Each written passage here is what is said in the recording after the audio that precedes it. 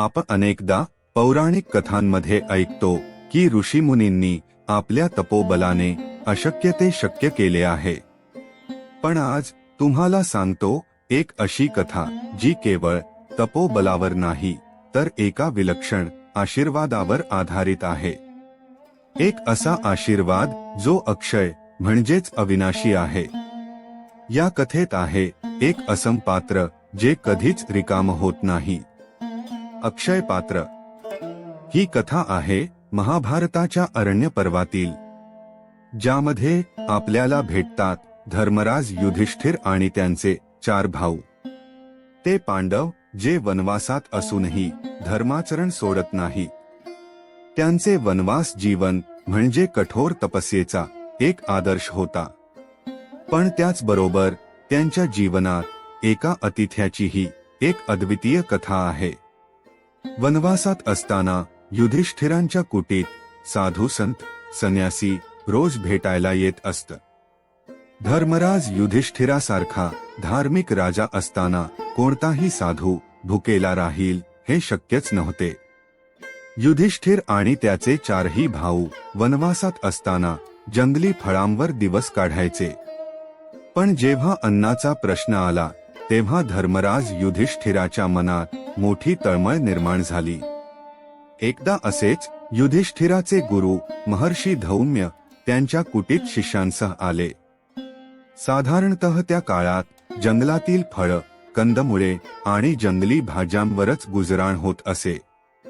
परंतु इतक्या लोकांसाठी अन्न मिळवणे आणि ते शिजवून त्यांना वाढणे हे रोजचं आव्हान होतं.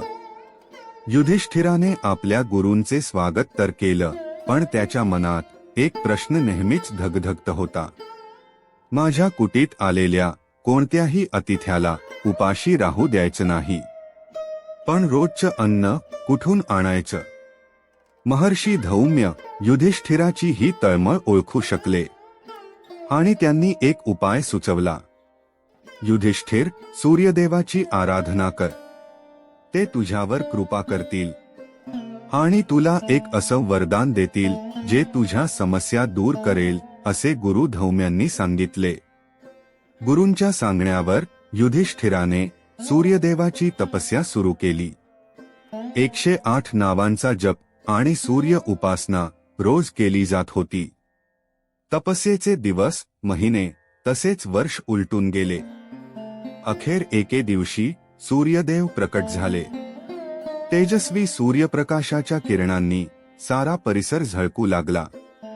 सूर्यदेवाने धर्मराजाला विचारले, हे धर्मराज, तू आमच्यासाठी एवढी कठोर तपस्या का करत आहेस?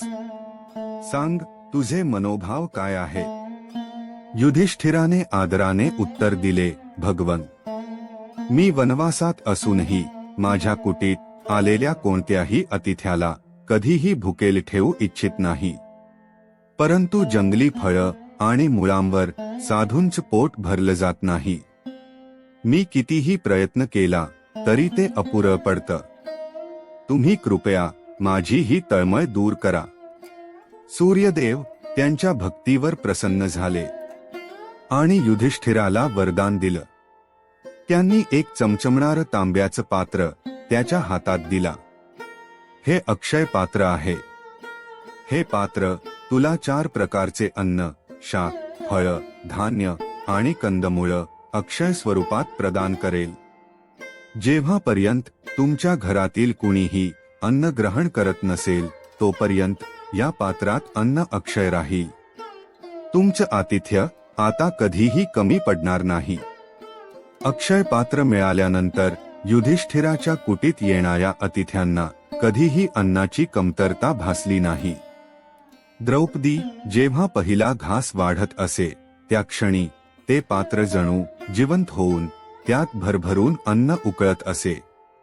आज साधू येणार की उद्या किती लोक असणार याची काळजी न करता युधिष्ठिर आता निर्धास्त झाला. युधिष्ठिराच्या कुटीत आलेला प्रत्येक साधू, संन्यासी, ऋषीमुनी त्यांचे आभार मानत असे. असं म्हणतात की आजही काही ऋषी आणि साधू हिमालयाच्या निर्जन भागात या अक्षय पात्राचे वरदान घेऊन तपस्या करतात. अक्षय पात्राच्या या अनोख्या कहाणीतून आपल्याला हे शिकायला मिळतं की भक्ती, श्रद्धा आणि सत्यनिष्ठा असेल तर भगवंत प्रसन्न होतात आणि त्यांच्याकडून मिळालेलं वरदान केवळ व्यक्तीला नाही तर संपूर्ण समाजाला लाभ देतं. आजही आपल्या जीवनात हे अक्षय पात्र असू शकतं. जर आपण आपल्या मनाला सत्य, श्रद्धा आणि समर्पणाने भरू शकलो तर ती अक्षयता आपल्याही जीवनात प्रकट होईल. तर मित्रांनो, अशी होती धर्मराज युधिष्ठिराच्या अक्षय पात्राची अनमोल कथा. एक अविनाशी प्रेमाची आणि अन्नपूर्णेची शिकवण देणारी.